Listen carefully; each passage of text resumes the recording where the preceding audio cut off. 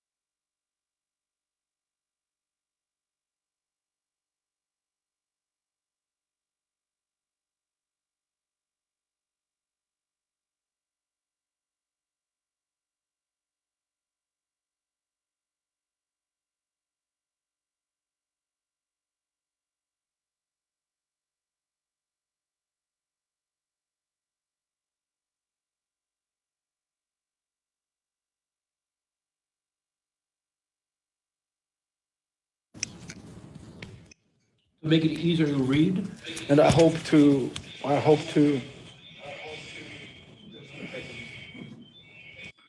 This is a perfect example of mimetic theory, because I'm mimicking myself. But since there isn't a self-model in mimetic theory, I won't be rival to myself, at least that.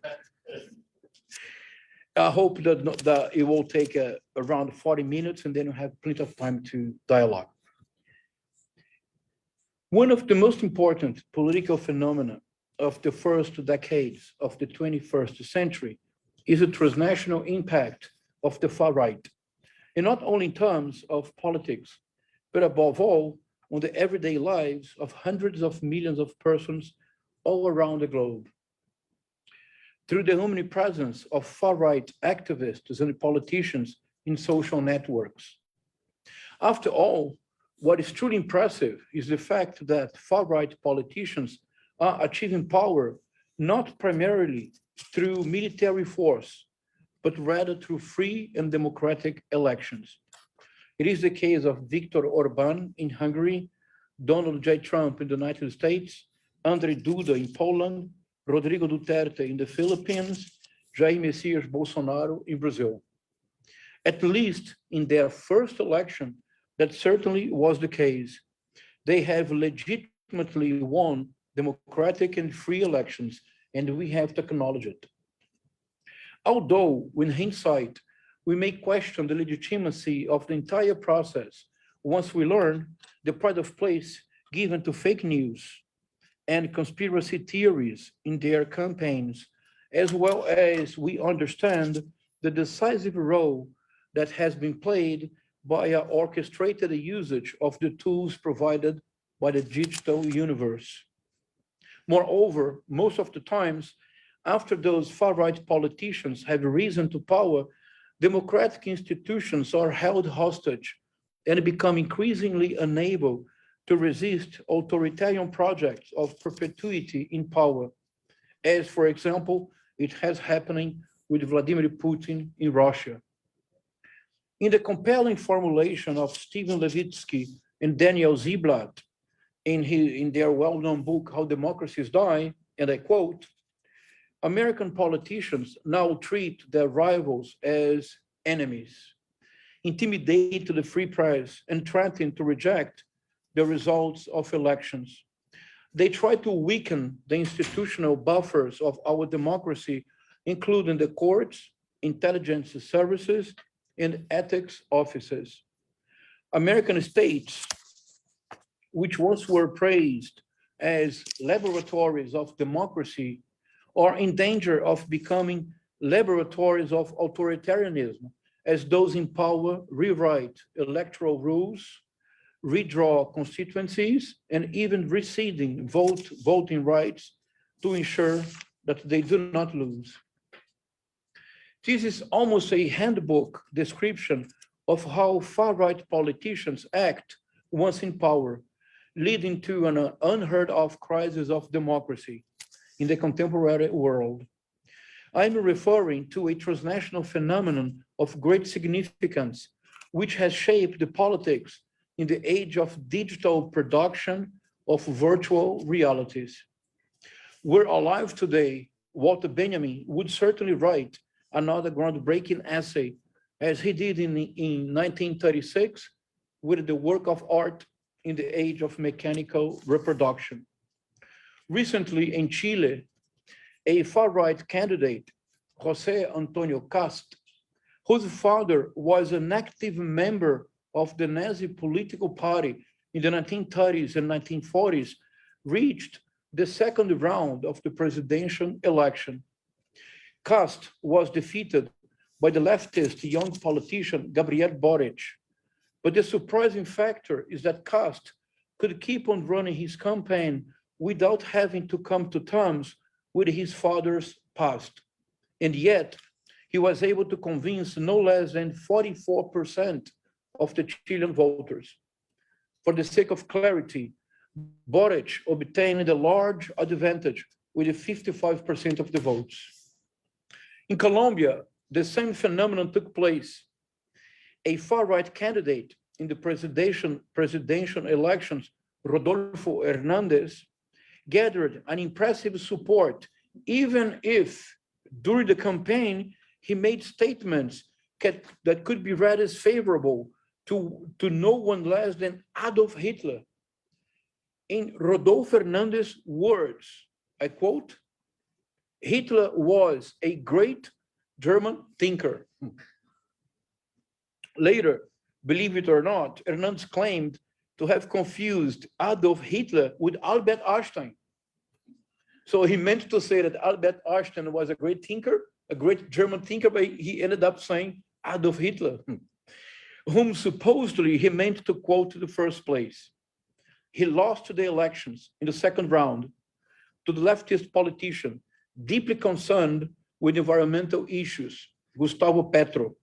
But even so, Hernandez gathered impressive 47.35% of the voters. Petro won with a little margin, obtaining 50% of the votes. In France, there is the emergence of an even more radical far-right political association than Marine Le Pen's Front National, represented by Éric Zemmour, whom has advanced ideas that seem extremely radical even to Marine Le Pen, whose founder, Jean-Marie Le Pen, was one of the creators of the modern far-right politics. In Germany, a far-right political party, Alternative for Germany, Alternative für Deutschland, AfD, has grown steadily over the years, and some of its members overtly defend the use of violence as a legitimate political tool. A deeply disquieting circumstance if one considers Germany's political history in the 20th century.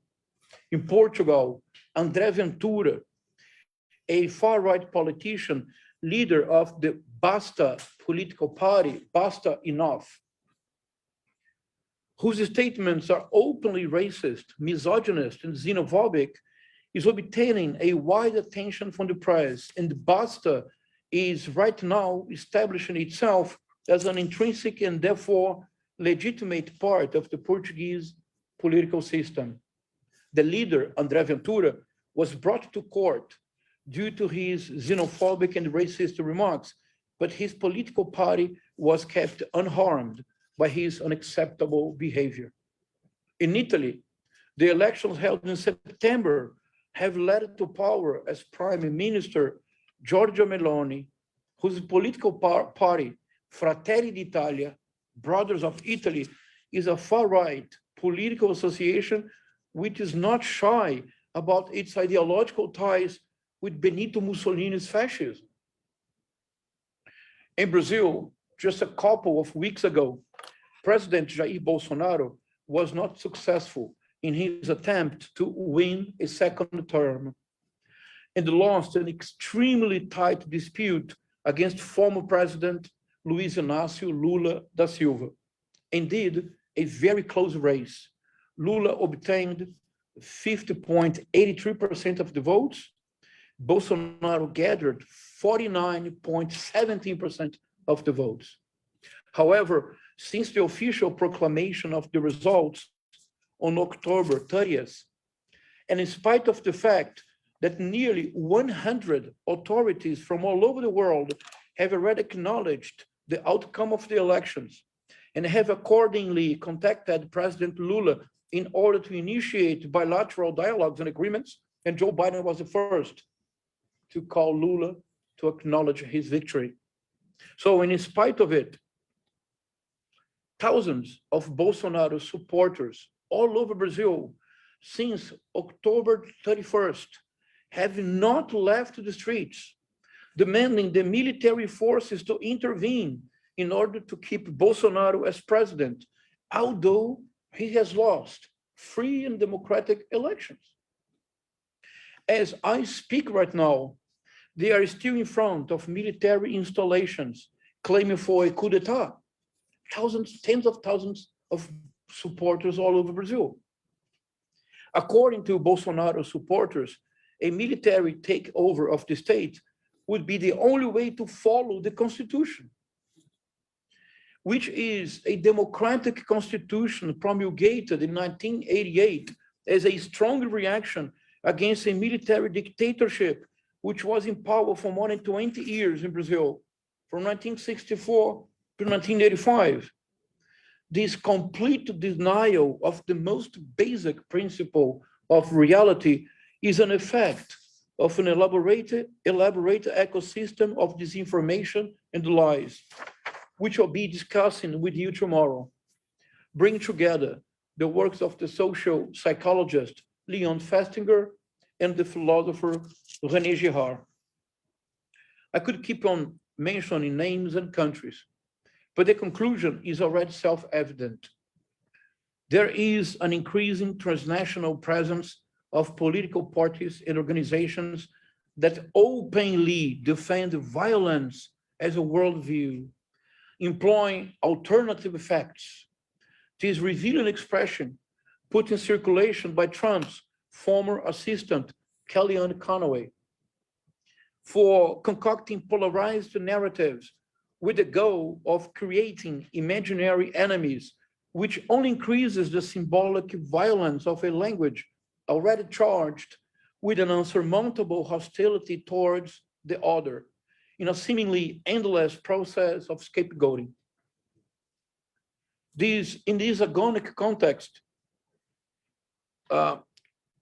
social networks have become a paradoxical meeting point, both of the most modern means of communication, the digital universe, and the most archaic form of resolving conflicts, the scapegoat mechanism, hinted at by Sigmund Freud and Totem und Tabu, and totally developed by René Girard in the formulation of mimetic theory, as I will detail once more in our conversation tomorrow. We thus have this uncanny convergence between the alpha and the omega, the very origins of human culture, the scapegoat mechanism, and the current crisis of the notion of human itself, social networks and digital universe. And yet, those far-right organizations and political parties are effectively conquering hearts and souls in a planetary scale, especially among the youngsters. We do have to humbly acknowledge it. And even more modestly, we have to try to develop a new theoretical framework in order to cope with this formidable challenge. Could we understand the rise of the far-right transnational movements as related to this overlapping of historical extremes, the most advanced, the most primitive, which cannot but produce a particularly dangerous escalation of global violence, as we are witnessing right now with the crisis of the war between Russia and Ukraine. Therefore, a question imposes itself: how to understand the current panorama, which has turned upside down our traditional viewpoints on so many subjects? How to deal with the observation that violence seems to have become the unexpected universal language of our political exchanges and of our everyday interactions in social networks. I will not offer an answer. Remember, we have to be humble, given the dimension and complexity of the current crisis. But I will try to unfold an initial reflection grounded upon two elements: hate rhetoric and a very brief mention to cultural war. The former, hate rhetoric, implies a linguistic technique whose function is to reduce the other to the role of nothingness, paving the way, in the most extreme of cases, for the physical elimination of whoever does not mirror the far-right worldview. The latter, culture war, puts into motion a machine of producing an extremely high level of engagement in the social networks, whose main aim is to convert fake news into political reality through digital mobilization, translated as political action. The cultural war is a machine of producing polarized narratives which allows for the creation of imaginary enemies, which fosters in its turn the scapegoat mechanism. The challenge ahead of us is enormous. The sphinx of the far right so far is devouring us all over the world. The time has come to decipher its enigma. After all, it also relates itself to a particular notion of time. I would like to propose the concept of hate rhetoric as a more precise analytical tool in order to not precisely replace the notion of hate speech. Let's not scapegoat concepts, but rather to complement its meaning. Doubtlessly, hate speech is one of the most pressing problems of contemporary world, which, after the literal omnipresence of social networks in our everyday lives, has become properly epidemic. Hate speech today is epidemic. It is used in every single social network. It is used by political parties all over the world. Let us never forget that such a speech is above all the annunciation of a future act of physical violence. Indeed, no genocide has ever happened in the history without being preceded by a linguistic warlike campaign of turning the other into nothingness. Here, hate speech and hate rhetoric have the same purpose, namely a radical denial of the sheer possibility of authority. How to do things with violent words. This could be a linguistic definition of genocide, because after all, violent symbolic language is a performative speech act. Allow me to recall just one relatively recent case of genocide. I refer to the massacre of the Tutsis ethnic group in Rwanda in 1994.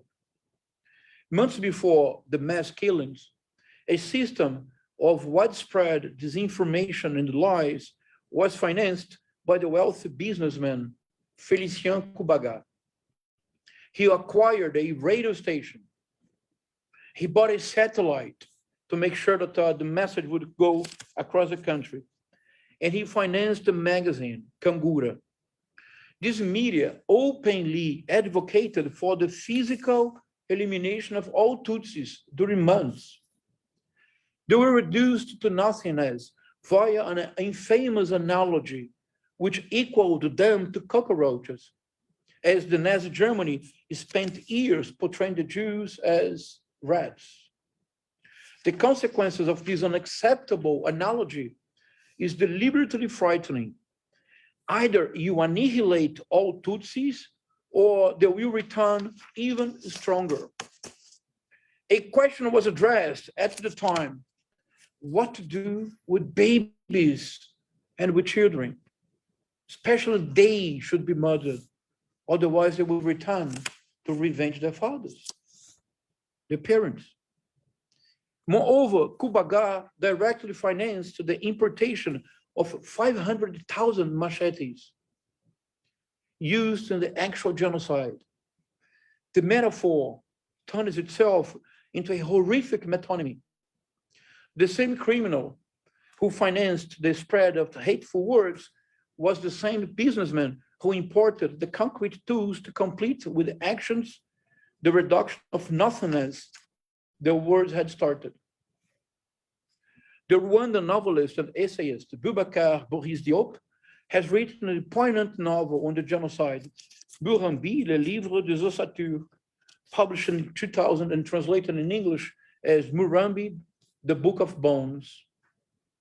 There is a delacerating dialogue between Cornelius, one of the main characters of this polyphonic novel, and Stanley. And Stanley touches upon an overlooking dimension of the true meaning of genocide. And that would be important for me to conceptualize hate rhetoric. Cornelius asks the most difficult question: do you think it could start up again? Stanley's reply opens the way for a new understanding of the linguistic dimension of genocide. In my development of the concept of hate rhetoric, tries to cope with the challenge the character renders clear. So says Stanley. That depends on each one of us. The genocide did not begin on the 6th of April, 1994, but in 1959, through little massacres that no one paid attention to. If there are politically motivated murders today, they need to punish the culprits straight away. Otherwise, all that blood will be visited upon us again one day or another. The actual genocide, that is the uncontrollable spree of hatred, the indefatigable search for scapegoat, is but the tip of the iceberg. It always begins much earlier and supposedly imperceptible little violent acts that permeate our everyday lives. It finds surprising venues in our indifference to the dangers faced daily by minorities. It goes stronger and stronger as we decide not to give too much value to actions that ultimately do not seem to be related to each other, although they spring from the same source, hate, scapegoat mechanism. When actual genocides take place, we doubt our own eyes, and we sincerely ask ourselves how it was possible to come to such an unhuman denial of other human beings. Emmanuel Levinas's touching formula, the other is another I, brought to a powerful dialogue with René Girard's mimetic theory through the inspiring reflection of Carlos Mendoza Álvares in his book Deus Absconditus, Désir, Mémoire et Imagination Eschatologique, Essai de théologie fondamentale postmoderne, 2011, right? The year we met each other, actually. Huh. No, not that I realize it. So, Emmanuel Levinas's touching formula, the other is another I, is perversely rewritten in a brutally synthetic fashion. The other is nothing but nothingness, and as such should be accordingly treated, that is to say, scapegoated, eliminated. This is doubtlessly the most pressing issue, one of the most pressing issues of the contemporary world. For both the social networks and the so-called deep web have become dark beacons of hatred, which always aspires to translate itself in concrete actions of a physical annihilation of the other.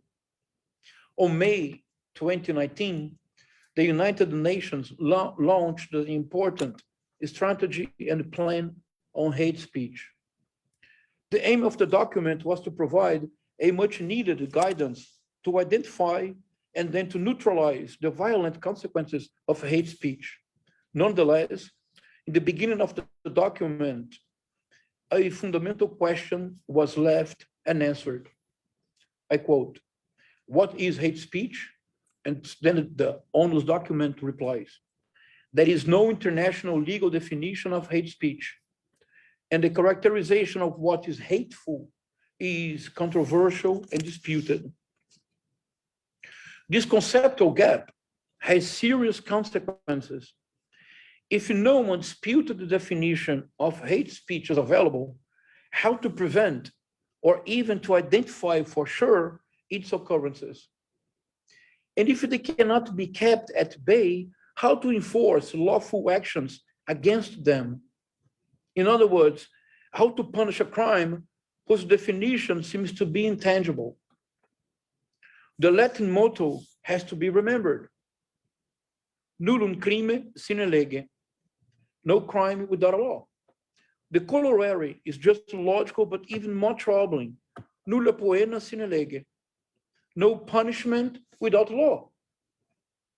But if a crime is left unpunished because it cannot be clearly defined, how to avoid the contagious dynamics of social networks fostering an authentic flood of new attacks of hate, which is happening every day? How to keep at bay the urgency to find the new scapegoats if you cannot even define what hate speech is? It is as if hate speech would remind us of St. Augustine's well-known no definition of time. You all remember, but allow me to quote. But what in discourse do we mention more familiarly and knowingly than time? And we understand when we speak of it. We understand also when we hear it spoken of by another. What then is time? If no one asks me, I know. If I wish to explain it to one that asked, I know not. Yet I say boldly that I know what time is. It is as if whenever we are exposed to hate speech, we immediately acknowledge it and must react accordingly, rejecting and denouncing it, even viscerally so. For few things are more hateful and despicable than hate speech itself. However, if we are asked what is hate speech, then surprisingly, we may become speechless, and all our indignation does not find an outlet to convey itself. That is probably why, in another document, a later one, hate speech, an answer was outlined in more concrete terms by the same United Nations. Let me read a long quote. In common language, says the United Nations, hate speech refers to offensive discourse targeting a group. There is no universal definition of hate speech under international human rights law. The concept is still widely disputed.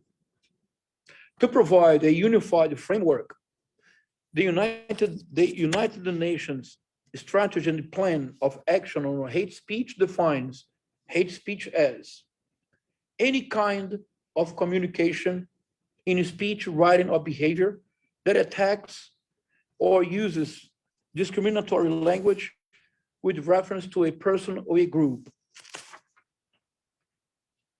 This definition is more precise than the previous one, but it is still too vague to allow for the development of an international policy concerning human rights, if not the suppression or at least the control of hate speech. On the one hand, we find that hate speech refers to offensive discourse directed towards specific groups targeted in function of given and unique features, which seems to advance as far as the definition of the concept is concerned. However, on the other hand, we also learned that under international human rights law, there is no common definition, and even worse, that the concept is still widely disputed. We are then thrown back on the highly dangerous no definition of hate speech. It is as if we are entrapped in the horrific world described by Boris Diop's words in his novel. The closing paragraph of Murambi, The Book of Bones, opens up new ways for our reflection. And this is the very closing paragraph of the novel. Cornelius decided to wait for her. He had to see her face, listen to her voice. She had no reason to hide. And it was his duty to get as close as he could to all suffering. He wanted to say to the woman in black, as he would later to Zacchaeus' children, that the dead of Murambi too had dreams, and that their most ardent desire was for the resurrection of the living. Very powerful. The paradox has to be brought to the fore. Hate speech is highly efficient in the creation of a hateful atmosphere, and the redundancy imposes itself here, which was responsible for the massive killings of the Tutsis. At the same time, whenever we have to define hate speech, we seem to be short of the same words used so swiftly to produce the genocide. Then, we tend to hide ourselves from the suffering caused by painful memories. But whenever we do it, we are risking the future for not having developed a conceptual language able to come to terms with the horrors of the past. Hateful language provoked the genocide. A conceptual language of resistance, I propose, must enable us to face the dilemmas of the present and the challenges of the immediate future. I believe that perhaps we may overcome this predicament if we understand that hate speech is actually the tip of the iceberg composed by hate rhetoric. As you realize, I am following closely the lead provided by Stanley, the character of the Book of Bones. If we change our focus to the description of hate rhetoric, we may enlighten the problem and start to decipher the impact of the transnational far right. We just have to remember ourselves what the rhetoric meant up to the 18th century, that is to say, right before the explosion of Romanticism. And allow me to be brutally synthetic because you all know well the topic. In classical terms, rhetoric was a linguistic system, a true architecture of thinking, which made available to the orator an array of discourses, figures of speech, and performative resources ready to be adapted to given audiences in order to foster specific feelings and reactions. That was what Quintilian meant when he defined rhetoric famously as the science of speaking well. Quintilian did not think of a beautiful speech, but rather in an efficient one, that is, a discourse which affected a given audience in a desired direction. The best orator was the one who had a perfect picture of his audience and therefore could lead it wherever he wished.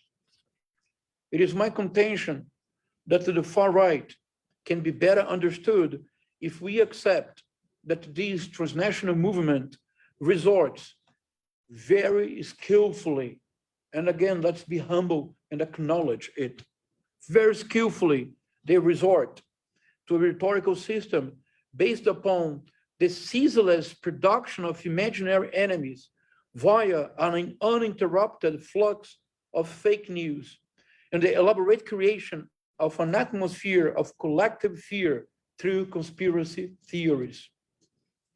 The outcome of this ecosystem of disinformation and lies, an unprecedented extremist mediosphere, as I propose to conceptualize it, is the emergence of hate as the main fuel of social networks and even, or above all, of politics. Indeed, one just has to read carefully How Democracies Die to realize that this was, and still is, the main tool that prompted the rise of the political far right. In the section entitled 4 Key Indicators of Authoritarian Behavior, the following strategy is commonly used in order to question the legitimacy of political opponents. This strategy is used transnationally, constituting a rhetoric. And I quote Levitsky and Ziblatt. The far-right politicians, do they claim that the rivals constitute an existential threat, either to national security or to the prevailing way of life? Do they baselessly describe rivals as criminals whose supposed violations of the law disqualifies them from full participation in the political arena? Do they baselessly suggest that their rivals are foreign agents, in that they are secretly working in alliance or the employ of a foreign government, usually an enemy one? An enemy one. The word enemy is an authentic vanishing point of the hate rhetoric implied in the previous questions, whose aim clearly is to dehumanize the adversary in order to propitiate all sorts of physical violence, even achieving more often than we are willing to acknowledge the ultimate level of physical elimination. However, let's not overlook what's truly happening in this sort of handbook of authoritarianism, namely, and that's the point, a consistent guide is provided, a step-by-step action is systematized that, through a highly specific usage of linguistic devices deliberately employed to produce a given emotion, hate, leads to the reduction of the other to nothingness, in a process of dehumanization that historically has always preceded any concrete example of genocide. Hate rhetoric consists in several steps. It tends to start with the annihilation of the other through linguistic devices of disqualification. It may start with a parody, but it usually follows it usually consists in the following steps. The other is not capable of whatever is established as a desired ability to have. The other will never be able to understand whatever is established as an indispensable intellectual tool. The other cannot learn whatever is established as the necessary preconditions for living in society. In few words, the other is not human.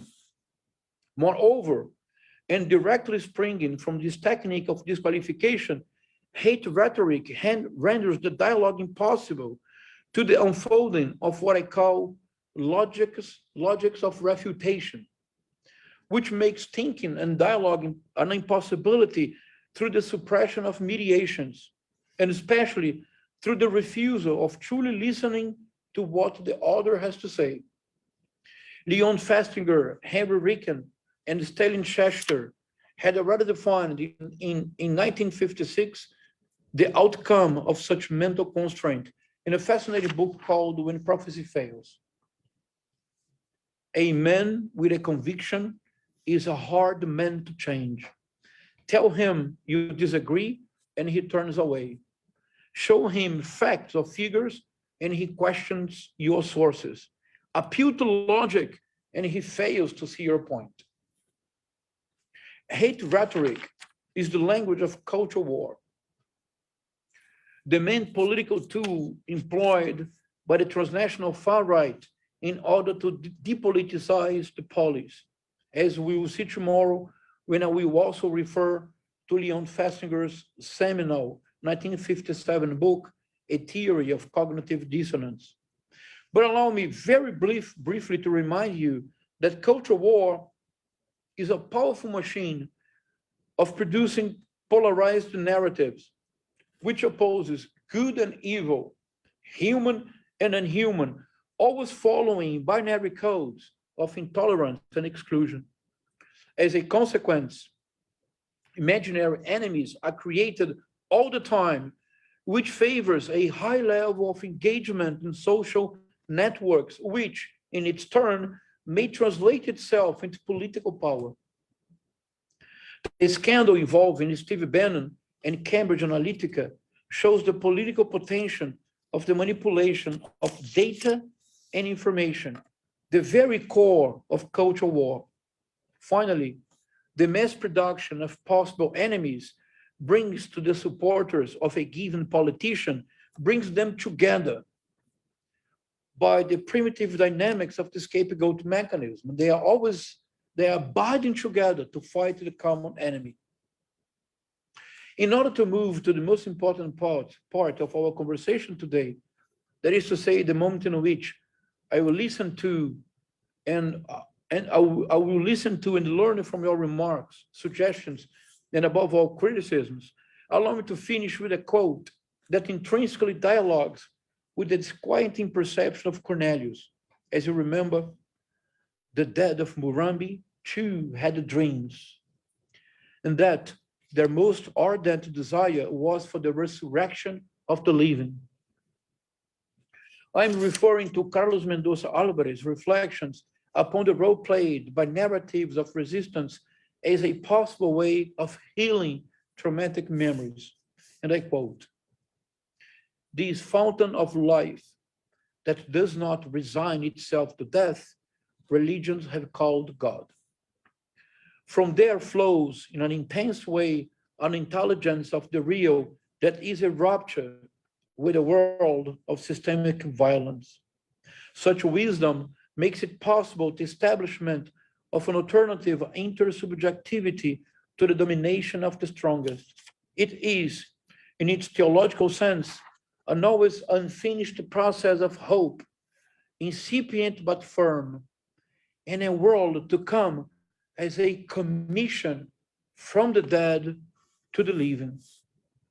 The dead, most of the times, previously scapegoated by the dynamics of hate rhetoric, seen as a performative speech act, the dead may survive in our memories as an expected agency towards the overcoming of hate rhetoric itself. This will be a long process, a journey which can only begin when we define hate speech in new terms, hate rhetoric, as I have tried to outline in our conversation. The road ahead of us is as unpredictable as it is dangerous. But if we come to an undisputed characterization of hate rhetoric, then taking the road less traveled by will make all the difference. Or to put into dialogue Robert Frost with another poet, Antonio Machado. Caminante no hay camino, se hace camino al andar. Traveler, there is no path. The path is made by walking. If we walk together, side by side, the road will not be shorter, but certainly will be brighter and above all, more human. Thank you.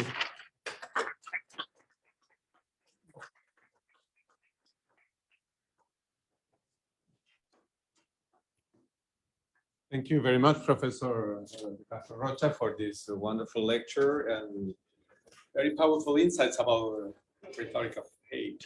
The floor is open for some conversation. We have minutes ahead. And then also, if there are some people in the audience following Facebook Live, they can write comments or questions, and then we will be sharing with you these comments. So please, if you have some comments or questions, Criticism. It's up to you. It's just a hypothesis. So.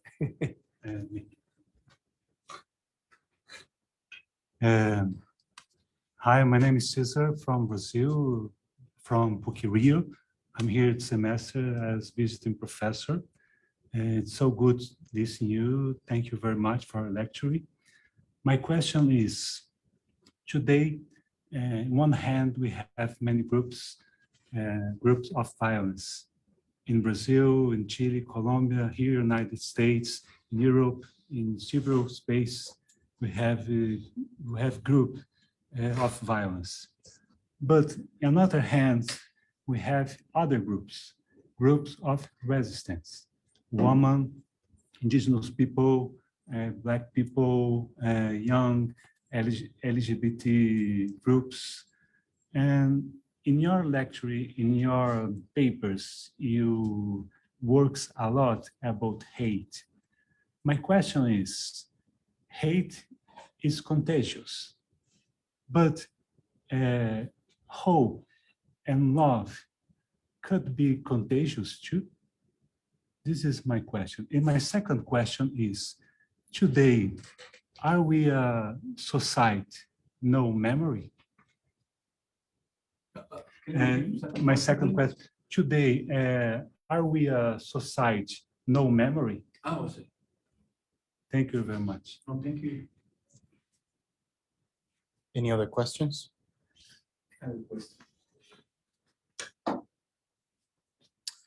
My name is Ernesto Valiente. Thank you so much for your words. I'm new to this topic, but I have a question about, I wonder what is the similarity between this language of hate with this notion of a language of conflict. It seems to me that any type of language of conflict tends to create a dualism, tends to be dialectical. And so I'm thinking, for example, about apocalyptic language, you know, in the scriptures, on the Christian tradition, that was always also used by contemporary theologians, where you have oppressed and oppressor, where you tend to demonize the other. So what is the distinction between just a language of conflict and a language of hate? Because we are talking about a particular form when the content seems to be different, but the form seems to be the same. Would you like to have more questions and then continue? Please go. That's okay. I'm Klaus. Very nice to be here with you.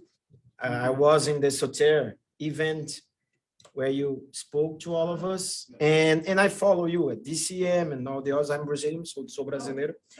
I'm a PhD student here at BC in Theology and Education in our STM and also Department and Lynch School of Education. It's a threefold program. I discussed Paulo Freire, Professor João Cesar, in regard to curriculum of Catholic religious ethics. But my two questions are about, because I think I always tell Cesar, I think you nailed the what's going on when you tell about this collective cognitive dissonance. I think you nailed what's going on, together with the hate speech, of course. I'm always concerned, as Dr. Thomas Groom teaches us, correct, Professor Valente? We need to ask what is behind reality. So who are those backing this hate speech, this production of this collective cognitive dissonance? And when you mentioned the Tutsis, you mentioned the name of the guy, correct? Who financed, that's my point. There is an author that I quote in my research, Catherine Stewart. She talks about the rise of religious nationalism here in the States. She goes back to Reagan. It's very interesting research that she does and brings to us. And she talks about a fusion of hyper-capitalist ideology and hyper-Calvinism, which is very interesting as a point. But she doesn't inform names as you did with the Tutsis. The documentary People You May Know, I think you have watched it because you mentioned the Cambridge Analytica process. This documentary is about this. It tried to trace some lines about who is doing all that. There was a moment in which former vice president was in a meeting to raise money and to tell about his strategies of fighting communism. Correct. So this is one thing in terms of how to find these people.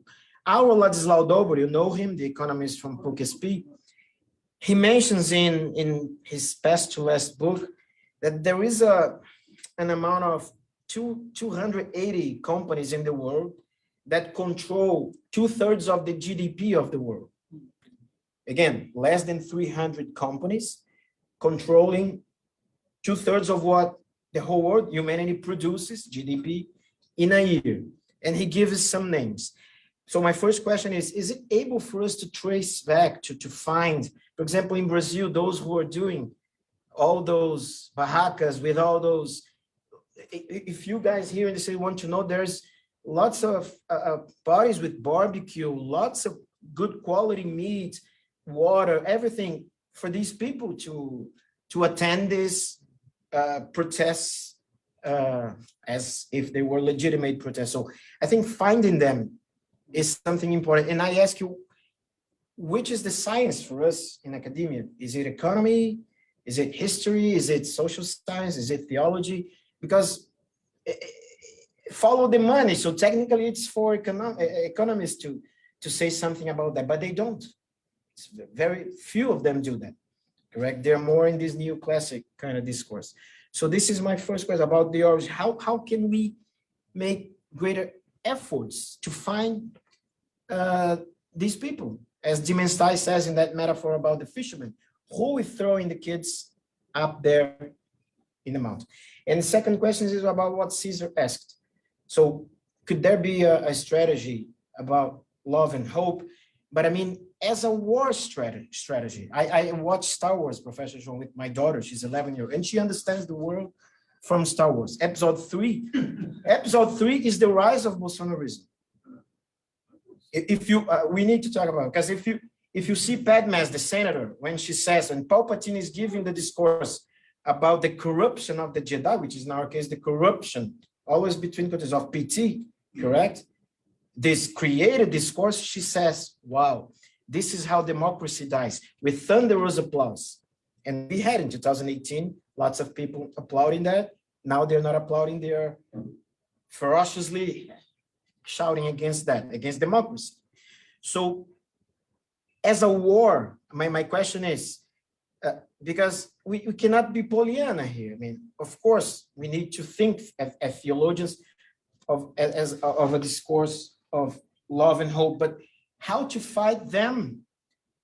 The kids of Bolsonaro, instructed by Bannon, Zambelli, all this, how to fight them in the social media, the media sphere that you so well talk about too, to make that strategy something viable, as Freire says, o inédito viável, de Paulo Freire, in his last book, Sombra de uma Mangueira.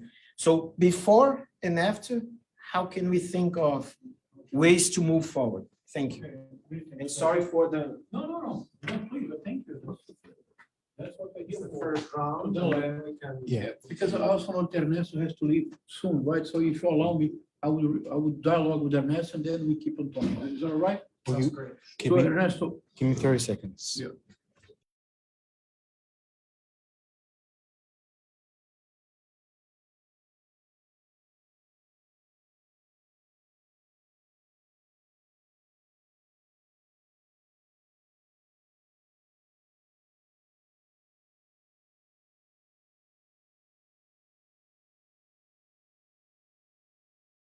this is a fundamental question. I do not have answers, but we can think together. I think that the main difference between of conflict just ultimately, as a strategy, cultural war and hate rhetoric always fosters polarized narratives. But polarization is not a problem. Polarization is a vital element. There is nothing in nature which is not polarized. We constantly polarize, otherwise there will not be dialectics. So the difference, I think, is very important, is that if the form resembles to be the same, because there is an opposition, in the language of conflict, the conflict itself is the fuel of the dialogue. You keep on dialoguing because we think differently. We just would have to remember Heraclitus. War, conflict is the mother, father of all things, in the sense that polarization is not to be avoided. Polarization is part of the living process. Every single living organism has processes of polarization. But the hate rhetoric departs from the polarization and as a strategy, following binary code, with the ultimate goal of eliminating the other pole. So in that sense, the hate rhetoric, as I tried to characterize it, appropriates the form to invalidate the content, because polarization is no longer desired. What's truly desired is a fundamentalistic conception of the world, that you simply eliminate the other. The other has no rights to exist. That's it. Oh, actually, to completely despise it. That's a very good point, Ernesto. Wow. The assimilation of the other would characterize the utopia of a Brazilian avant-gardist poet of the 1920s, who produced a theory which has become the most well-known cultural theory of Latin America all over the world. He called anthropophagy, cultural cannibalism. And then Cesar de Andrade, in the Manifesto Antropófago, the Cannibal Manifesto, 1928, he said, I will tell you in Portuguese, he says, só me interessa o que não é meu. Lei do homem, lei do antropófago. I'm only interested in what is not mine. Love the man, love the cultural cannibal. And then I have brought together Oswald de Andrade and René Girard, because the mimetic subject, as René Girard conceives of the mimetic subject, is composed by a fundamental void. He needs the other to complete himself, to guide even his desires. So the assimilation of the other, I think, is closer to the language of conflict as a possibility than to the hate rhetoric, because the hate rhetoric, ultimately, the other is nothing but nothingness. So many thanks for a question. It's a very important issue. But that brings me to Cesar question. Very natural. Many thanks, Ernesto. Brings me to your question, Cesar. It also ties to Klaus' concerns. I have proposed that we have to try consciously to replace the hate rhetoric, which is truly contagious. I'm not sure if you are all in social networks. Twitter, Facebook, Twitter. Twitter is a mimetic machine. Actually, social networks are completely jihadian. And it's even better because no one knows that they are in a jihadian environment. The language, I will talk about it tomorrow, but the language, viral, contagion, means we speak about virtual lynchings. What is the cancel out culture if not a scapegoat mechanism? So, and the hate rhetoric is even more contagious because it is unconscious. It's very much what René Girard calls méconnaissance. And I have proposed, inspired in Emmanuel Levinas and Carlos Mendoza Alvarez, that we should try to develop an ethics of dialogue.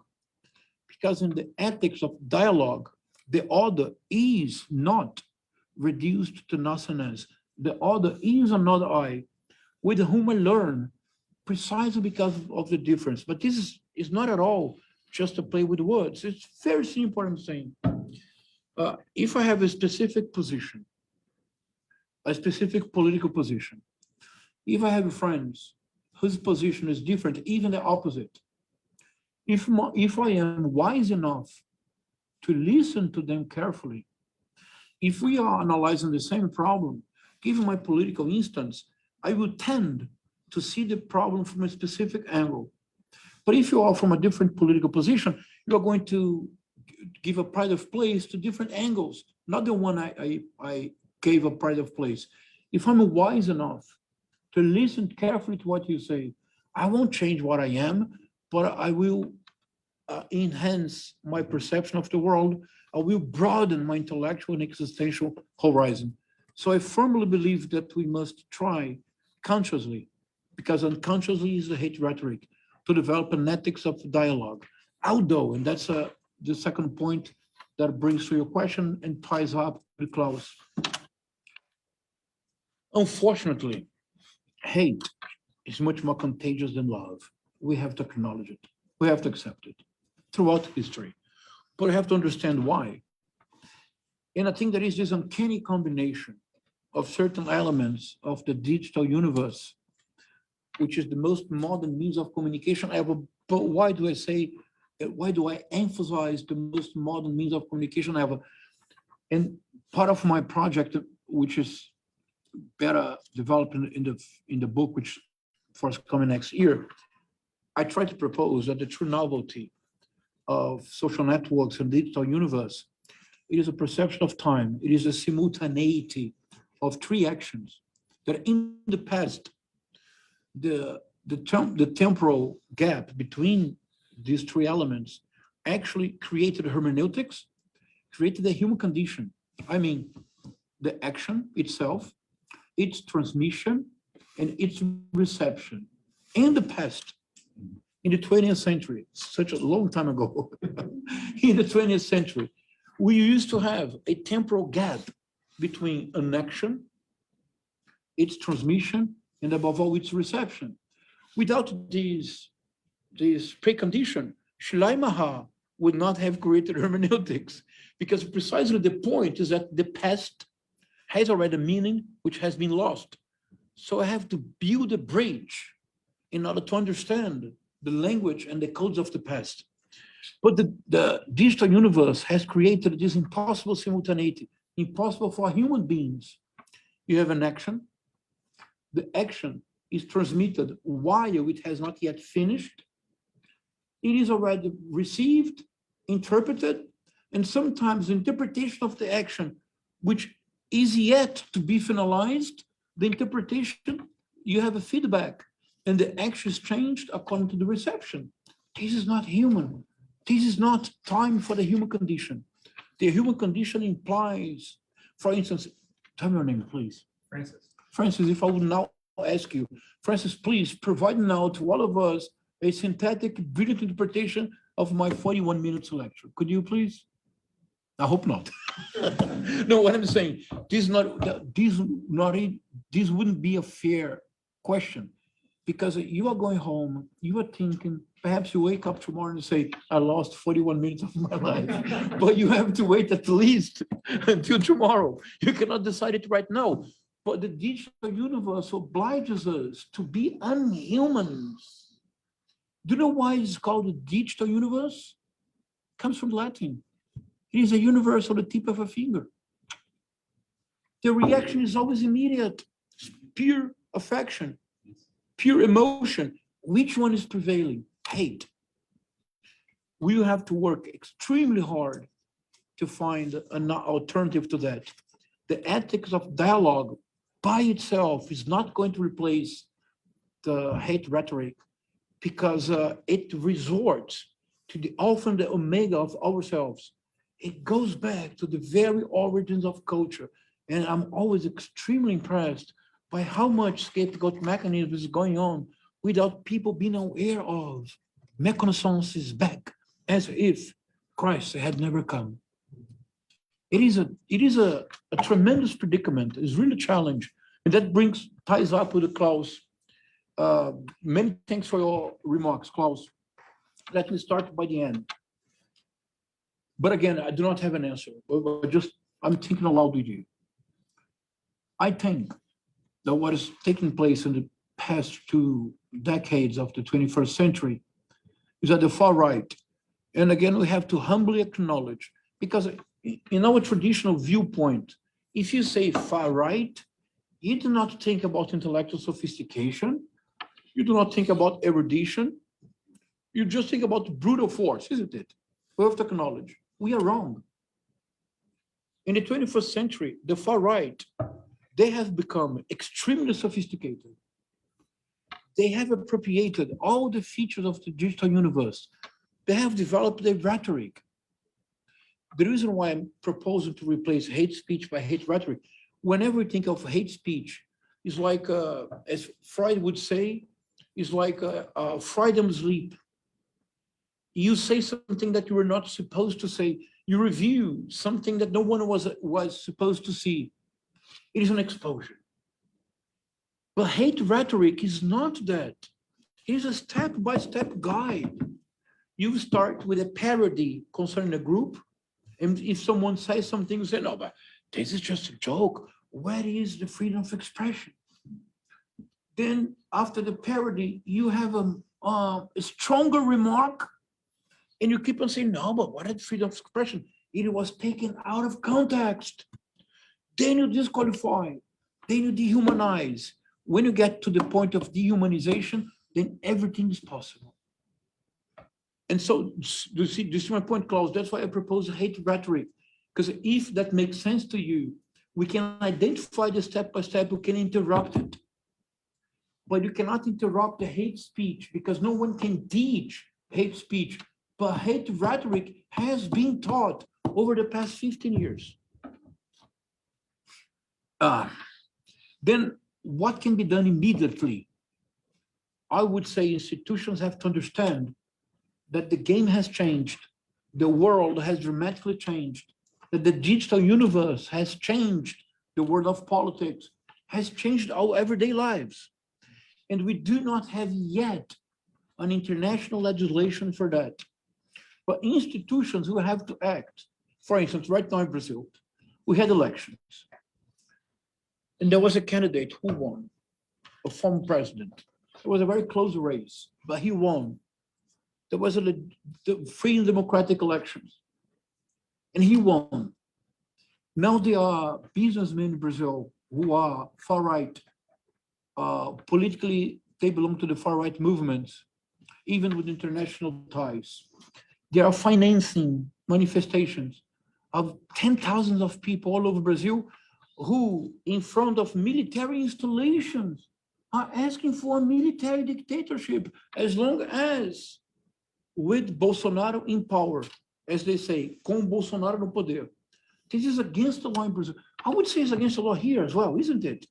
You cannot have a manifestation to overthrow the democratic state, can you?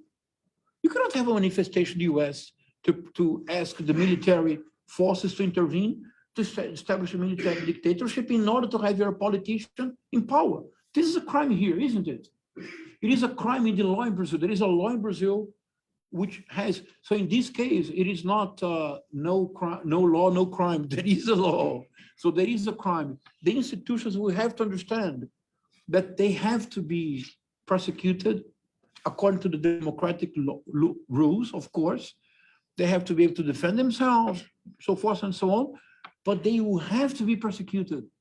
And if found guilty, they will have to be charged. I would say if that does not happen all over the world, democracy won't resist.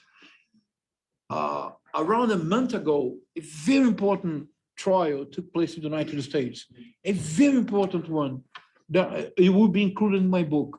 I'm not trying to find the transcripts of the whole trial.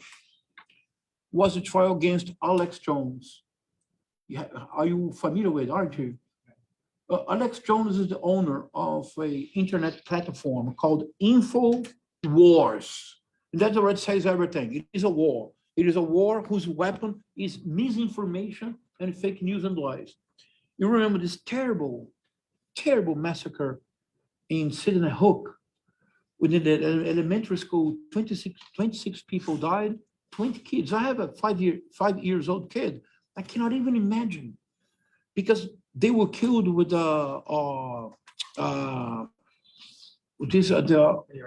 yes. No, really? Wow. There was such a horrible thing that the bodies could not be identified. You had to have a DNA test to know who his father was, and a terrible thing. What is it that Alex Jones did? He said, and there was the most viral video in his platform, he said that it was a hoax, and that the parents at the funeral were actors. And then for years they were harassed because some people did believe Alex Jones and did not believe that those fathers had this traumatic loss. They sued Alex Jones. You have to pay $1 billion. I think this will be a historical case. So I think that the judicial system will have to adjust itself to this new configuration of the world. The world has changed. We are all the time connected. We are all the time under surveillance, although we do not know whom is surveilling us.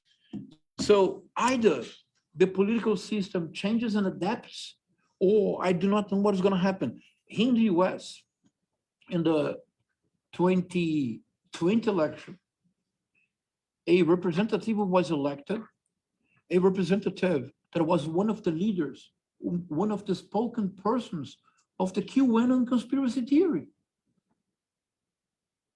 Here in the US.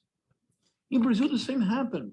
So I think that, Klaus, the institutions will have to understand that the world has dramatically changed.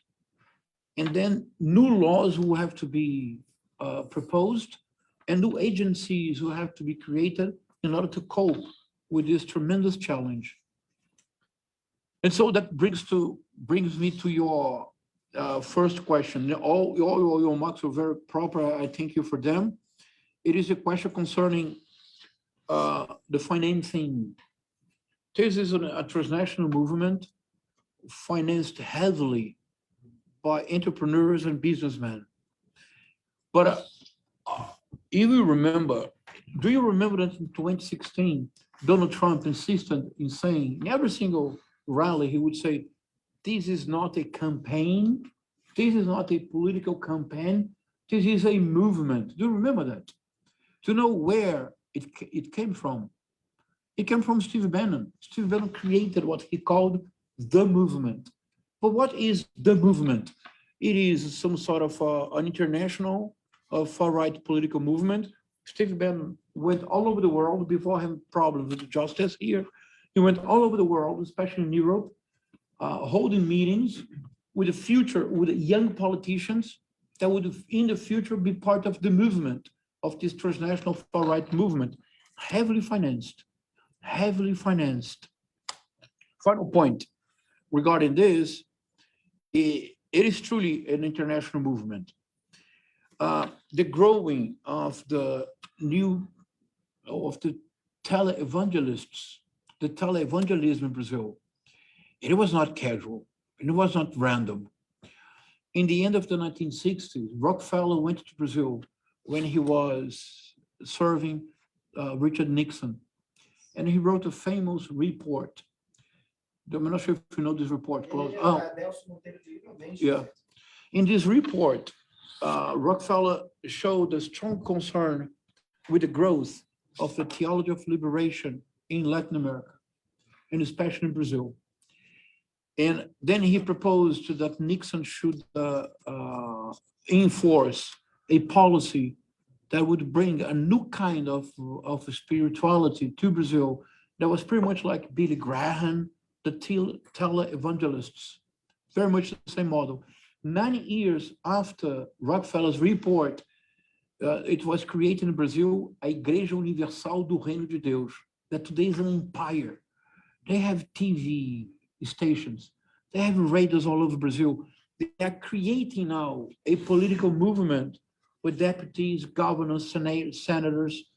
In the 1980s, the leader of the Igreja Universal do Reino de Deus, the Universal Church of the Kingdom of God, Edir Macedo wrote a book. And Klaus, we cannot say that the book did not have an explicit title. We decided not to read the book and not even to pay attention to, and that's why I brought this quote by the character Stanley, when he says, the genocide did not begin on April the 6th, 1994, but in 1959, when little massacres were taking place and we did not pay attention to. He published a book, the book's called Projeto de Poder, a power project. And he defines which is his project for achieving political power. The last page he says, we are now 40 million evangelicals in Brazil. And he writes, it would be a shame to waste this political potential. In 2018, Brazil, who elected Jair Messias Bolsonaro, was evangelical vote. And right now, the race was so close, not even 2 points, 2 percentage points of advantage to Lula, because of the campaign made with the new evangelicals in Brazil. So it is truly a place. The Catholic Church as a very strong locus Yeah. for the new Pentecostal Absolutely. discourse and practice. Absolutely. Francis, you had a question as well, please. Yeah, thank you for the presentation. It was very great. I was wondering if you could perhaps talk about how hate rhetoric functions in China.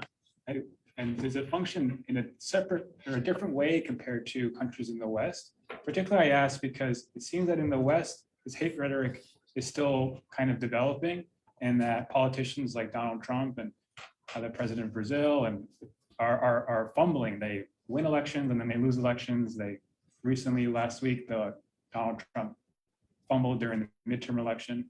But it seems that in China, hate rhetoric is rather strong in that the Xi Jinping just announced his third term and seems to be a lifelong kind of, he's going to be in power for until his death.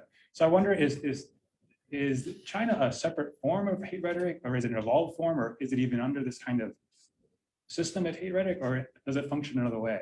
I do know that, China has their current genocide. They have this kind of Han Chinese, and if you're not Han Chinese, you're not Chinese, and therefore you're liable to be moved to these discipline camps and such. So I was wondering how that would nuance the kind of idea. Francis, Yeah, I also have a question. oh, okay. Thank you, Francis. Oh, please, yes. Please, go ahead. Yeah, second round. No, go first, please.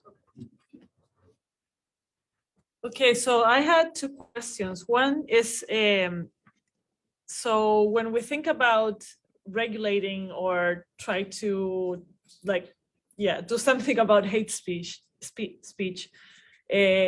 immediately the idea of censorship comes out, right? So I was wondering if you have like more things to say about that.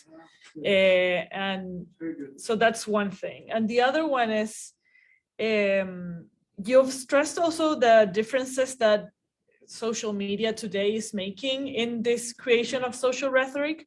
But I was thinking also if there's certain continuities or a genealogy, maybe a historical genealogy, because a lot of the things that you talked about, hate rhetoric, were present in, for example, Doctrina de Seguridad Nacional of the military dictatorships during the 70s and 80s.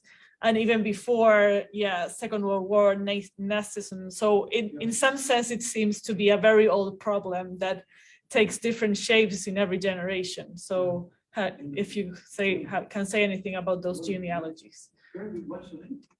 Sole. Yeah. Thank you, Sole. So Brian Robinette, Boston College and the theology department. It was a terrific lecture, and the conversation following has been really, really powerful. I have just a couple really basic questions. Since the first question that I have really comes from my work as a theologian, and you know, your work with Girard, but also other figures, has something to do with a certain account of culture and a certain understanding of the evolution of culture or shift in culture as a result of not exclusively Christian, but something to a history of revelation in which it becomes possible to perceive better what we are so often caught up in. In other words, the tendency to scapegoating is something that is not visible to us most of the time. This has to be revealed to us in some way so that we can be human differently as a result. It's really being released from a kind of grip of a delusion. And the question that I have, given that there is a theological dimension to this and a specifically Jewish and Christian one for Girard's work, what do you think might be the role or the contribution of theology to what it is that you're trying to develop here? And I think, by the way, the move to have this have a deeper account than just what hate speech typically permits us to think of rhetoric. You know, the way that you did lay that out has a multiple steps to it that once you understand it, you do get something of what it is to understand the scapegoat mechanism as such. In other words, that is informing how it is that you're trying to develop this more rhetorical understanding of hate speech and so forth. So anyway, it's just, you can take that question however you like in terms of a theology or a theological contribution to this, because it's going to require a collaborative one. It's going to social scientists and politicians and people who work in digital media and all of that. So what's a theological contribution that you could ask for? The second question is since we're here at an institution with classrooms, we're in a classroom right now, and we have undergraduates here. So just speaking specifically, what is something that you think would be useful for pedagogues, for teachers, professors, whether theology or any other kind of discipline, but what is something that we can do to help our students with this, something that would be, maybe related to practices of dialogue in a classroom, or making more explicit in different ways the role of social media in their lives. But anyway, some recommendations there just for educators. Good. Thank you, Brian. You have a question, Martin? Yeah, I do. So I have two questions. The first one, have you ever gone into the marketing world? what marketing is, doing, how it has advanced, because I think the first tool for the rhetoric of hate is marketing as a science. That's the first thing. And the second question is, you referred to a sort of kind of say that it's beneficial for whomever listens to someone else because it broadens himself, right? However, and I think this is part of the conflict, and it actually relates with the undergrad situation. Today, if we want to share ideas with someone that it's around my age, probably, not everywhere, obviously, not everyone, you need to sell it with a benefit for me. So what's in it for us if we don't follow the rhetoric of the speech, the rhetoric of hate? Right? Another question, do you have more? Because there is one here in Camila Morgan. She's asking how to heal the wounds of words beyond a punitive or restorative justice model. How to heal the wounds of words beyond a punitive versus restorative justice model.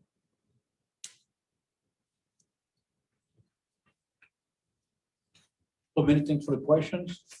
I think the first one was from Francis. Francis, allow me to be brutally honest. I had never thought of it. It's a very good question. I have never thought of it. So I won't even try to reply, but I will think about it. We'll make some research and I'll send to Carlos an answer and then he'll get in touch with you. But currently, for the next, until next year, I'm a professor for Chinese University called Hunan University. So I have been reading quite a lot of Chinese culture. And I come recently across something which really fascinated me. I think it's important to all of us who work with meta theory. It is that in China, the concept of mimesis, is very different because our concept implies a huge distinction between original and copy, which is not present in Chinese culture. And therefore, in Chinese culture, a copy, if the craftsmanship, if the outcome is superior than the original, then the work of art is the copy. And that helps to understand lots of things concerning, for instance, China business. They have no problems whatsoever in reproduce a BMW, iPhone, whatever you may imagine, because actually ingrained in the Chinese culture, there isn't such a clear-cut distinction between original and copy, which, by the way, also in the Western cultures was not so evident until the eclosion of Romanticism. So just to let you know that I think your question would be very, very important to me because I had never thought of the rhetorical system in China. So I do not have this information, but I will study. In the future, I'll let you know. But many thanks for your question. Sole, your second question relates to Martin's perceptual marketing, and it is absolutely true. And I did not want to make a very long exposition so that we could dialogue, but it would be a mistake to imagine that hate rhetoric is an invention of the digital universe, because the scapegoat mechanism has been around since ever. What I have been proposing is that with the digital universe and the omnipresence of social networks, that the hate rhetoric has achieved an alarming proportion, But of course, you can find examples of hate rhetoric much earlier. I mean, there is this short, fascinating book by René Girard called Scapegoat, in which he retraces what you could see as a hate rhetoric much earlier, already in the Middle Ages. And he has this profound, deep analysis of specific hate rhetoric, of hate rhetoric. So yours is a very good point. It cannot be attributed only to the emergence of social networks. What I'm trying to do, I'm trying to understand that hate rhetoric has become epidemic in our everyday lives. And this is what is my concern. I'm trying to understand how is it possible? So that's why also marketing, of course, marketing has always been a mimetic machine. But then René Girard, but not so much René Girard, Jean-Pierre Dupuy, and what was Paul Dumichel have worked quite a lot on the economics of mimetic desire. And they have even proposed that, that perhaps, if marketing produces, it is a machine of internal mediation, so in Girardian terms, of producing rivalries, then he said that the mass production would be a way of mitigating the consequences of marketing. And so they have a book on that, on the mimetic economy. It's a very good intuition, but I'm not sure if marketing would be the source, the fountain source of hate rhetoric, but certainly of internal mediation in the contemporary world. In this world in which hierarchies have disappeared, or at least strong social hierarchies as before the French Revolution, then supposedly we all could have the same goods. And then what the marketing or the marketing does is that the market entices us to desire what the other has. So that would be a mimetic machine. I think it's a very good point.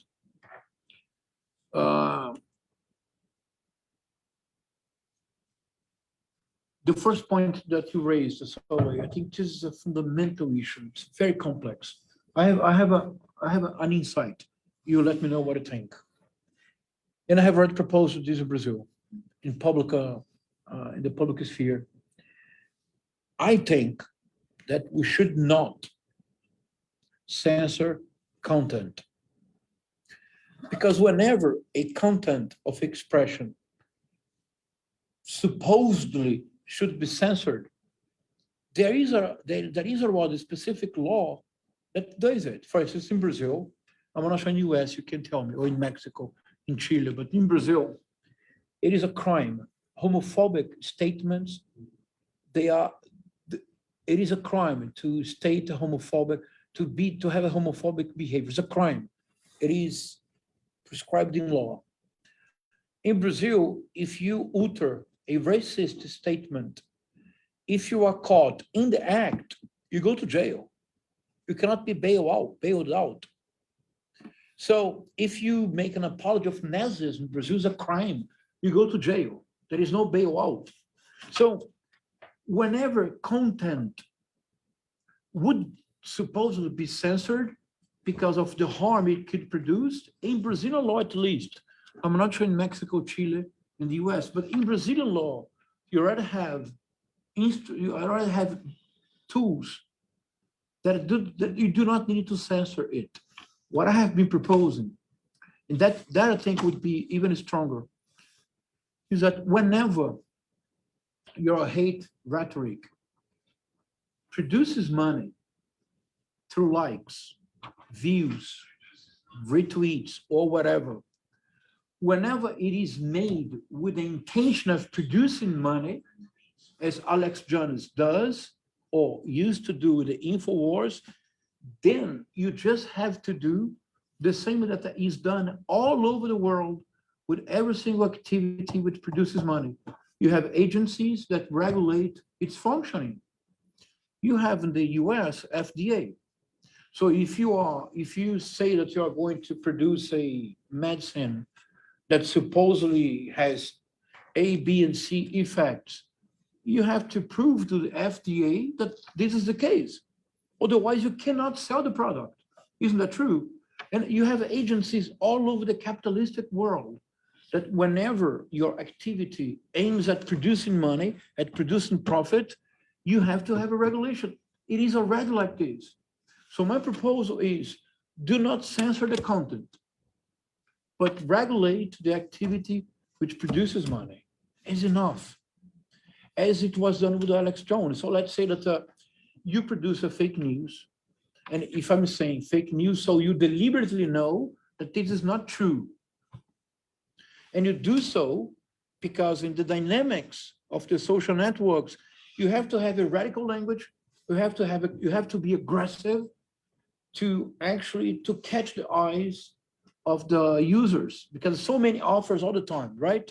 There's a so-called economy of attention, which existed before the social networks, but now has become an impossible thing to control. So whenever your action aims at producing money, you have to afford the consequences. That would be my proposal. Does it make sense to you? Yeah, it's a huge, I'm from Chile, and this is Yeah. a huge debate. It's Yeah. been a huge debate for a long time, especially because, well, for homophobic discourse, but Yeah. also apologies of the dictatorship, Yeah. negating human rights violations, or spreading fake news. And it seems to me that politicians who are not using fake news right now are having a hard time on figuring out how can we deal with this problem without being accused of Yeah. creating this new like inquisition or That's what I'm saying. I think the institutions will have to acknowledge that the world has changed. So if you are a politician, if you win an election using deliberately lies and disinformation, you should lose your position. I think that's very clear, because you cannot imagine that you become the president of the United States, 200 million people. You become the president of India, prime minister of India, 1 billion people. You become the president of Brazil, 220 million people. You cannot, actually, if you deliberately used fake news, lies, and a systematic campaign of disinformation, if it can be proved beyond a reasonable doubt, you should lose your position. I think that the institutions will have to change. But you see, Sole, I'm not saying that I would censor the content, but I would penalize the consequences, because this is already done all over the world whenever what is at stake is to produce profit. So I think that our institutions all over the world, we have to change our perception. That is not censor content. It is because who is going to judge what is going to be censored? So this is what the far right says. Oh, this is a leftist censorship.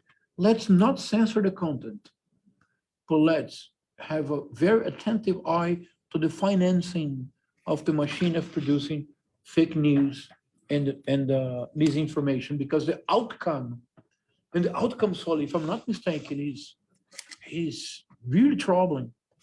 We have today in the world hundreds, I'm not exaggerating, we have today in the world hundreds of millions of persons who sincerely believe QAnon theory. You remember this conspiracy theory some 2 years ago in the US, there was a pizzeria where, yes, the guy entered there and shoot people. So this is happening all over the world. You have those but then those fake news, they are produced systematically through an industry of financing them because they pay back. A study was made recently, no more than 6 months ago, and it was found that Facebook, Google, Twitter, that they favor those fake news because the views are astronomical. When Alex Jones did this infamous thing, saying that the actual massacre was a hoax, he had like, I'm not going to say figures now because I don't remember, but the figures of the visualization of his video, it was just out of proportion, like 100 million, 1 billion views. How much money did he make with this deliberate lie? So he has to afford the consequences. That would be my reflection, but it's just Brian, many thanks for your questions. Let's think together. There is one phenomenon that really troubles me tremendously. Let's see if I can express it clearly, if you can help me to think it through. It is as if the social networks have brought to the fore a very difficult convergence. In the world of social networks, méconnaissance has been restored, I would say. Méconnaissance as in pagan times, before Christ, in the interpretation of René Girard. Because I have seen this. I did not have social networks, but until like 2-3 years ago. But I was really impressed with what was going on. Then I said, I have to be part of it. Otherwise, I will never understand. You on Twitter, someone says something, someone else targets this specific tweet. If it viralizes, if it becomes viral, less than an hour, this person is scapegoated, truly scapegoated. The cancel out culture is exercised with a sadistic pleasure. It is like a specific group, a specific persons are looking for someone to be canceled out. And the act of canceling out is a scapegoat mechanism, but it is a scapegoat mechanism in the sense of Sigmund Freud, totem taboo. Absolute mechanisms. So this troubles me tremendously. I do not know what to do. Well, I'm not sure if my perception is sharp, and I do not know what to do with it. One possible insight. So by first observation, méconnaissance has returned with a strength that it did not have before the social networks. I'm not sure if you agree with that, but that would be my perception. And then I have been thinking about two phenomena. The first is very clear in the new evangelical movements. In Brazil, is almost unbelievable. There was a move from the New to the Old Testament. And now the new evangelical churches in Brazil, they resort to the imagery and to the language of the Old Testament, not the New Testament any longer. Have you realized that, Cesar? Have you, Klaus? Why do they do it? Because if I have a project of power, Christ cannot be your guide. The New Testament does not help you. What you do need is David. This has happened in the US as well. And so in some cases, there is this uncanny parallel established between politicians like Donald Trump and Jair Bolsonaro and King David. Because King David was a very sinful man, as we know. And so the analogy is, King David was not perfect at all. He committed sins that we should not even mention. But he was blessed by God. And then he became the emperor. And then he was the head of an empire. Then you have Donald Trump and Jair Bolsonaro. And I have read and seen this analogy. So there is this move, the radical move from the New to the Old Testament, which I think this is one of the key to understand what is happening. But there is one possibility at least. And for instance, we could reread some passages of the New Testament, of the 4 Gospels, as some sort of inspiration to the world today. For instance, what happens when the adulterous woman is going to be killed by the mob? And they could do it. It was part of the law. What does Christ do?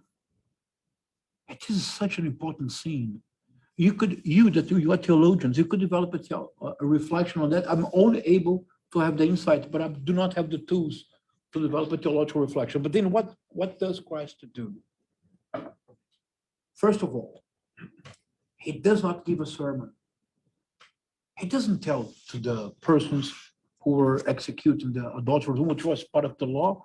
Christ does not tell them, what you're doing, you horrific people, you do not have God in your heart. Christ does not even make eye contact. They are stoning her. Christ gets a stone and offers them. And says, whoever does not have sinned, throw the first stone. Do you see what I mean? If you just compare to the way that we act in the social networks, is really incredible. There are several passages in the New Testament that Christ is able to diffuse violence by deliberately not being violent, not producing an escalation of violence. And then when they leave, Christ does not say anything like, oh, they were heartless people. But he also does not tell the woman, you're completely wrong. He says, you just leave and don't do again what you have done. This is remarkable. So you see my intuition, Brian, but it is up to you to develop it. I do not have the tools to theologically develop it, but I do see in certain passages in the New Testament, especially in the four Gospels, I think there are passages when Christ is confronted with violence, and his decision is not to engage, not to reply to violence with escalation of violence. At the same time, it's not that he shies away from the situation, but he faces it with another ethic. But I'm sorry, I'm not a theologian. That's No, but it does strike me, one thing that you're saying is that there has to be some contestation yes. of the way in which biblical theological imagination is construed and perpetuated. So, I mean, you can refer to Christians who have certain kinds of understandings of atonement, which would recapitulate sacrificial, Yes. you know, the archaic, sacrifice, so that somehow God ends up being the supreme scapegoater, but there has to be an unlearning and a relearning. Yeah. And it seems to me that there's a theological role in all of that, because you don't want just simply to concede that those who have Christian commitments are say in a certain kind of evangelical space, that the alternative to that is something, say, non-Christian. There's a role for non-Christian collaboration in all of this, but you don't want to concede that ground. There has to be conversation, even argument within the Christian church and with houses of worship and things like that to ensure that these biblical accounts, that our practices and so forth are genuine, that they're authentic, that they're actually gospel shaped, rather than being manipulated by something that is alternative to it. I think it would be a very important contribution. Yeah. And concerning the final point, which it's also I'm very much concerned with that. And right now I'm developing a project with an Italian university, and we're trying to come up with some sort of project for trying to turn literary reading into a way of producing awareness of the other. And what it means, it's really simple. Actually, I'm inspired by an American professor, philosopher, Martin Nussbaum. Oh, sure. Yeah, she has written this beautiful small book called Poetic Justice. And she discusses in this book an experiment that was made in the University of Law, in the Faculty of Law in Chicago, especially for the ones who wanted to become judges. Because to be a judge is a paradox. Because to be a judge means that you're going to spend your life judging, that is to say, deciding on the life of others for crimes they have committed, that because you are a judge, you could never commit. That is to say, there is a lack of sympathy in the work of a judge. Because again, how are you going to understand the motivation of a crime that to be a judge, you could never, not even imagine of committing? So the experience developed in the Faculty of Law in Chicago by Martin Nussbaum, is there was a course on reading novels. But what was the idea of reading novels? Is that precisely by reading novels, you can exercise an ability to put yourself on someone else's shoes. You do not have to be a French woman in the 19th century to understand that Emma Bovary was completely right in despising her husband. Charles Bovary was the most mediocre man ever. No imagination. She did everything to help him to become an important physician. Remember? She did everything she could, but in this fictitious small city of Yonville, he was such a mediocre physician that he lost patience to the pharmaceutical, to Monsieur Omer. So you are reading the novel and you fully understand that Emma Bovary is full of imagination. She wants to leave, that's all. She does not want to she does not want to be forced to live a mediocre life. You understand that reading Madame Bovary, don't you? So you don't have to be a French woman in the 19th century. And then what Martin Nussbaum concluded, it's a beautiful small book, is that actually, and then later in the United States, a similar experience was taken in the medical school, that you would have a discipline of reading novels, and the idea would be the same, because a physician sometimes becomes too technical, too many examines, too many machines, and then reading novels or the literary reading would be a way to broaden your horizon. There is a beautiful quote by Rimbaud, Arthur Rimbaud. He wrote in a letter when he was in Paris living on the streets. He wrote to his teacher, Georges Eisenberg, that was his professor of literature in the school. So I always think professors of literature at least have some usefulness to Rimbaud. And he wrote to the professor and say that his dream was, and just said, I is another. He did not wrote in French, je suis un autre, je hais un autre. I is another. And the phrase is grammatically incorrect, but it's poetically perfect. So literary reading is a way of experiencing what Rimbaud wrote to his teacher, his former teacher. I is another. I think, but that perhaps because I'm a professor of comparative literature, I think that an exercise in literary reading would be very interesting for undergraduates to try to broaden up the horizon.